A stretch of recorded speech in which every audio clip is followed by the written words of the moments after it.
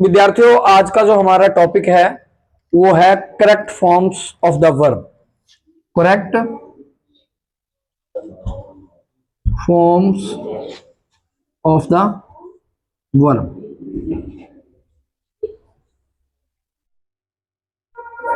अब एग्जाम में हमें फिलिंग द ब्लैंक्स आ जाता है और ब्लैंक्स में इंस्ट्रक्शन होती है कि आपने करेक्ट फॉर्म्स भरनी है। तो how can we put correct forms in our filling the blanks. हमें ये तरीका सीखना है, रट्टा नहीं मारना, एक तरीका सीखना है, सिंपल तरीका, जिससे हमें पता लग जाए कि फर्स्ट फॉर्म कहां पर आएगी, सेकंड कहां पर आएगी और थर्ड फॉर्म कहां पर आएगी। अगर फार्मूला पता होगा तो बड़ा आसान हो जाएगा। सबसे पहले फर्स्ट फॉर्म, इसे कहां कहां लगाएंगे हम। कहता है यदि वाक्य में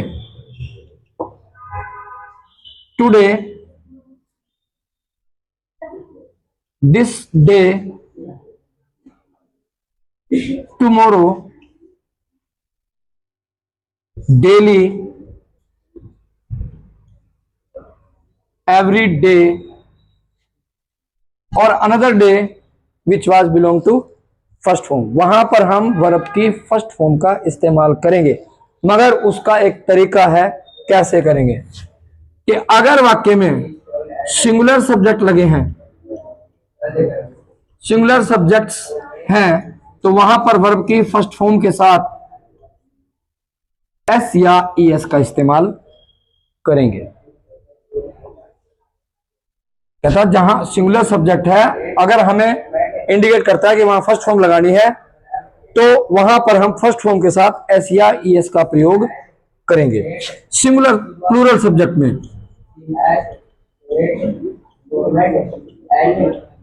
हम क्या करेंगे, यहां पर केवल वर्ब की फर्स्ट फॉर्म का इस्तेमाल करेंगे। एक पॉइंट क्लियर हुआ कि यदि वाक्य में today, this day, tomorrow, daily, everyday, ठीक है, दिस डे का मतलब है this day, this night, this month, this year, ठीक है। इन अगर ये चीजें आ जाती है तो वहां पर हम वर्ब की फर्स्ट फॉर्म का इस्तेमाल करते हैं। उसके अलावा अगर वाक्य में इज, एम, आर आ जाता है, वाज, वर आ जाता है, has been, have been, had been, will be, shall be, अगर ये चीजें आ जाती हैं तो भी हम वाक्य में वर्ब की फर्स्ट फॉर्म के साथ क्या करेंगे, वर्ब की फर्स्ट फॉर्म के साथ आईएनजी यानी आईएनजी का इस्तेमाल करेंगे। जैसे इज प्लेइंग, इज गोइंग, ठीक है जी, हैज बीन ईटिंग या विल बी गोइंग, इन चीजों का इस्तेमाल करेंगे। इस प्रकार से इस तरह के वाक्य में करेक्ट फॉर्म जब लगेगी तो उसके साथ आईएनजी का इस्तेमाल होगा, वर्ब की फर्स्ट फॉर्म के साथ आईएनजी का इस्तेमाल करेंगे। समझ आई बात।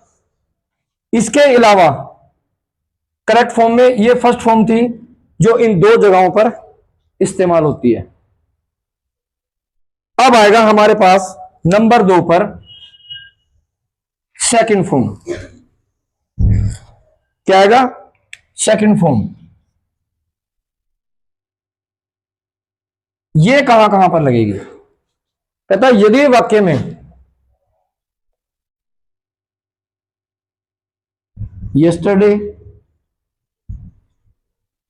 that day, previous day, after, before and when,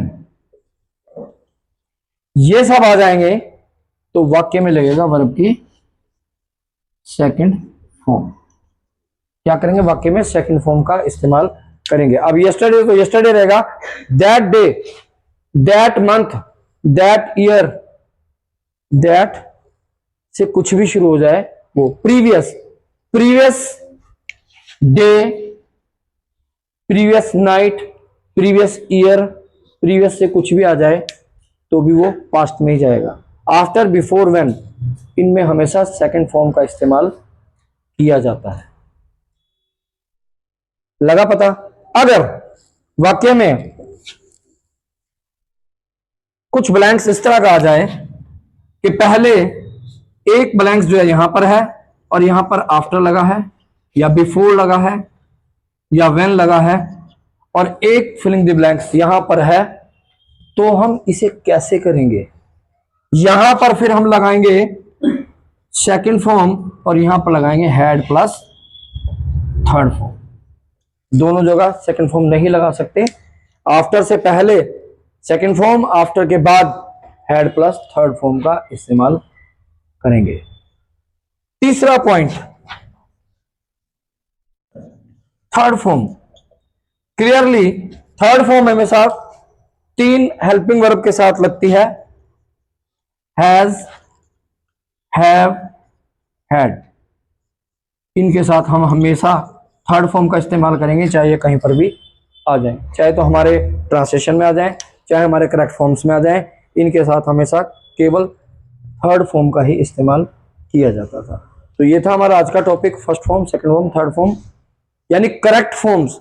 forms की करेक्ट प्रोनाउंसिएशन हम कहां पर लगाएंगे, फॉर्म को करेक्ट करके कैसे लगाएंगे, उसके बारे में मैंने आपको बताया। आज की वीडियो यहीं तक। Thank you.